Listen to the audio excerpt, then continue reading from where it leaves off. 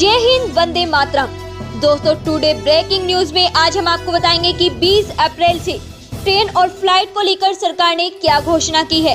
आपको बताएंगे कि 7th पे कमीशन 7 पे के तहत इन सरकारी कर्मचारियों को मिली बड़ी सौगात।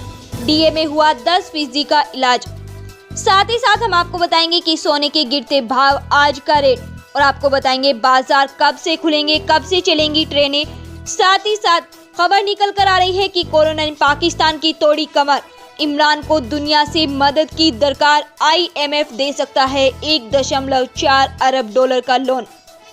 और साथ ही साथ प्रधानमंत्री की योजनाओं के बारे में।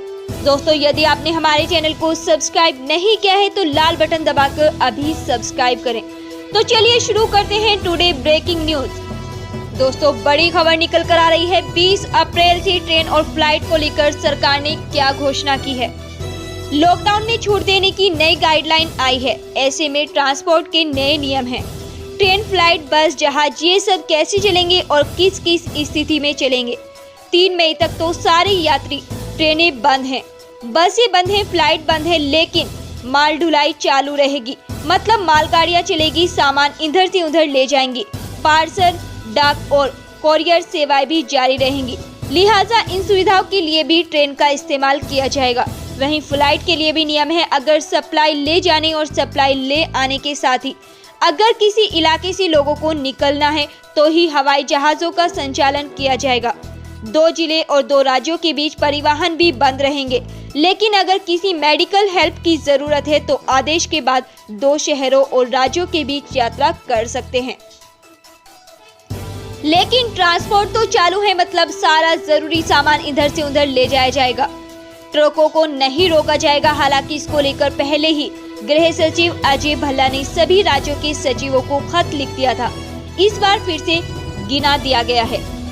दोस्तों, अगली बड़ी खबर निकल कर आ रही है। 7th पे कमीशन 7th पे के तहत इन सरकारी कर्मचारियों को मिली बड़ी सौगात। डीए में हुआ 10% का इजाफा। राजस्थान की अशोक गहलोत सरकार ने 7वें वेतनमान के तहत राज्य के रोडवेज कर्मचारियों की डिस्टेंस अलाउंस में 10% की बम्पर बढ़ोतरी करने का ऐलान किया है। 7th पे कमीशन राजस्थान की अशोक गहलोत सरकार ने 7वें वेतनमान के तहत राज्य के रोडवेज कर्मचारियों की बड़ी सौगात की है।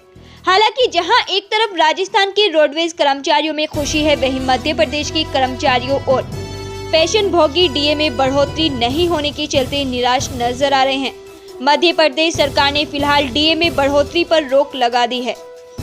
आपको बता दें कि लॉकडाउन 2 के ऐलान के साथ ही राजस्थान की अशोक गहलोत सरकार ने अपने कर्मचारियों को बड़ी सौगात दी है। दरअसल गहलोत सरकार ने कर्मचारियों के डियरेंस अलाउंस में 10% की बढ़ोतरी करने का ऐलान किया है। सरकार के इस फैसले के बाद राजस्थान रोडवेज के हजारों कर्मचारियों का फायदा हुआ है।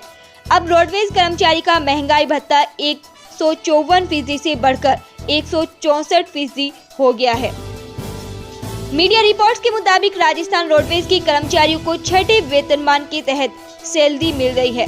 राज्य सरकार ने इस वेतनमान में आने वाले सभी कर्मचारियों के डियरेंस अलाउंस में बढ़ोतरी को मंजूरी दी है। यह बढ़ोतरी जुलाई 2019 से लागू है। इसमें 1 मार्च 2020 से डियरेंस अलाउंस की रकम कैश मिलेगी, जबकि 8 महीने का डियरेंस अलाउंस एरियर के रूप में मिलेगा, जिसका आदेश बाद में सरकार की ओर से जारी किया जाएगा। राजस्थान रोडवेज के CMD नवीन जैन के मुताबिक कोरोना वायरस के चलते हुए लॉकडाउन में कर्मचारियों के लिए यह अच्छी खबर है। दोस्तों, अगली बड़ी खबर निकल कर आ रही है। कोरोना ने पाकिस्तान की तोड़ी कमर। इमरान को दुनिया से मदद की दरकार। IMF दे सकता है 1.4 अरब डॉलर का लोन। कोरोना ने पाकिस्तान की आर्थिक स्थिति और बिगाड़ दी है। पाकिस्तान ने अंतर्राष्ट्रीय मुद्रा कोष से मदद मांगी थी। अब IMF पाक को 1.4 अरब डॉलर का लोन देने पर विचार कर रहे हैं। पाकिस्तान में कोरोना संक्रमित मरीजों की संख्या बढ़कर 5370 हो गई है और वहां 92 लोगों को कोविड-19 से मौत हो गई है। कोरोना संकट की वजह से पाकिस्तान में आर्थिक सुस्ती है और वहां नकदी की भारी तंगी है। इसी वजह से IMF पाकिस्तान को 1.4 अरब डॉलर के लोन देने पर विचार करेगा। यह लोन उस 6 अरब डॉलर के राहत पैकेज के अलावा होगा जो पाकिस्तान को IMF से पहले होने वाले समझौते के तहत मिलना है। पिछले साल जब पाकिस्तान में विदेशी मुद्रा की भारी तंगी की वजह से भुगतान संतुलन का संकट आया था, तब पाकिस्तान ने IMF के साथ एक समझौते पर दस्तखत किए थे, जिसके तहत उसे $6 अरब का राहत पैकेज मिलना है। अंतर्राष्ट्रीय मुद्रा कोष के कार्यकारी बोर्ड की बैठक 16 अप्रैल को होने जा रही है। इसमें ही पाकिस्तान को $1.4 अरब का अतिरिक्त लोन देने पर भी विचार किया जाएगा। यह लोन पाकिस्तान की विदेशी मुद्रा को बढ़ाने और उसकी बजटीय सहायता प्रदान करने के लिए दिया जा रहा है, ताकि पाकिस्तान कोरोना की वजह से जिस आर्थिक सुस्ती का सामना कर रहा है उससे निपट सके।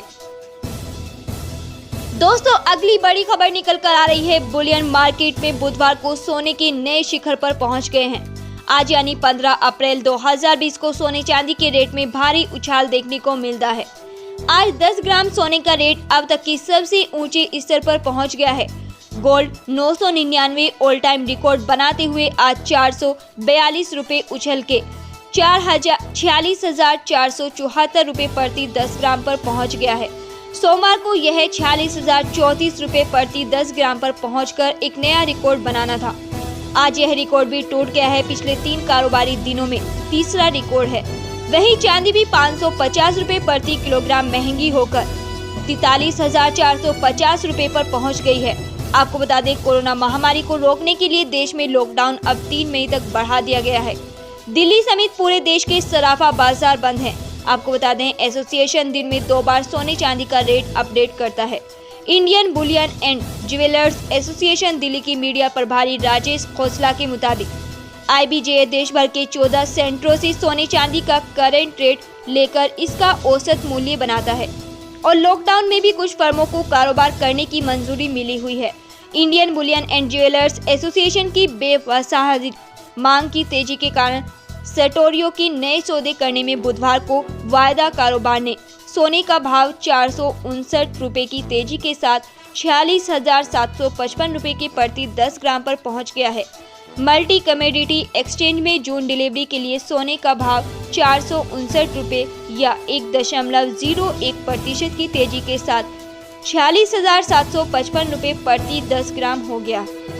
इसमें 17,493 लॉट के लिए कारोबार हुआ। इसी तरह अगस्त डिलीवरी के लिए सोने का भाव 446 रुपए या 0.96% की बढ़ोतरी के साथ 46,900 रुपए प्रति 10 ग्राम हो गया है। इसमें 2,090 लॉट के लिए कारोबार हुआ। हालांकि वैश्विक स्तर पर न्यूयॉर्क में सोने का भाव 1.12% गिरकर $17,049.10 प्रति औंस हो गया है। इसके मुताबिक आज सोने चांदी के रेट इस प्रकार रहे हैं। दोस्तों, अगली बड़ी खबर निकल कर आ रही है। लॉकडाउन में ढील होने के बाद इन जरूरी कारोबार उद्योगों में 20 अप्रैल से शुरू होने हैं। कोरोना महामारी का संक्रमण रोकने के लिए लगाए गए लॉकडाउन में केंद्र सरकार ने 20 अप्रैल से कुछ क्षेत्रों में ढील देने की घोषणा की है। इसके तहत सभी जरूरी इंडस्ट्री कारोबार गतिविधियां शुरू होनी है। बुधवार को इस संबंध में गति निर्देश जारी किए गए हैं। जरूरी क्षेत्रों की मैन्युफैक्चरिंग के साथ सप्लाई का काम भी शुरू होगा। मंगलवार को PM मोदी ने अपने संबोधन में इसका ऐलान भी किया था। हालांकि लॉकडाउन में यह छूट उन्हीं इलाकों में होगी जहां कोरोना पर अंकुश है और लोग लॉकडाउन का सख्ती से पालन कर रहे हैं। गौरतलब है कि फिक्की जैसे कई इंडस्ट्री चैम्बर इस बात की मांग कर रहे हैं कि सरकार कुछ शर्तों के साथ सभी जरूरी इंडस्ट्री में कामकाज की इजाजत दे। Print, electronic media, cable, DTH सेवाएं जारी रहेंगी। सरकारी गतिविधियों के डेटा कॉल सेंटर खुलेंगे। कोरियर सेवा, ई-कॉमर्स कंपनियों के काम, कोल्ड स्टोरेज और वेयरहाउसिंग सर्विस, प्राइवेट सिक्योरिटी और ऑफिस मैनेजमेंट सेवाएं, ऐसे होटल, मोटल या गेस्ट हाउस जहां लॉकडाउन की वजह से टूरिस्ट फंसे हों, electrician, plumber, motor mechanic, IT repair, carpenter, e commerce company और किराना जैसी जरूरी सामान की सप्लाई, ग्रामीण इलाकों के उद्योग, special economic zone, export oriented zone, industrial township के उद्योग, दवाओं और अन्य जरूरी सामान के उत्पादन में लगे कारखानों के उत्पादन काम, ग्रामीण इलाकों के फूड प्रोसेसिंग इंडस्ट्री के काम, IT हार्डवेयर की मैन्युफैक्चरिंग, कोयला खनिज उत्पादन और उनकी ढुलाई, खनन के लिए जरूरी विस्फोटक की आपूर्ति, पैकेजिंग सामग्री की उत्पादन करने वाली इंडस्ट्री का काम, तेल एवं गैस का अन्वेषण कार्य, जूट इंडस्ट्री का काम, ग्रामीण इलाकों के ईंट भट्टे, निर्माण गतिविधियां।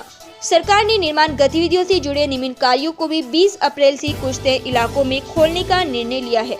ग्रामीण इलाकों में सड़क, सिंचाई परियोजना, इमारत और सभी तरह के औद्योगिक परियोजनाओं का निर्माण, अक्षय ऊर्जा परियोजनाओं का निर्माण, नगरीय इलाकों में निर्माण परियोजनाओं का काम, जहां मजदूर परियोजना स्थल पर ही हों और बाहर से किसी मजदूर को लाने की जरूरत ना हो। धन्यवाद।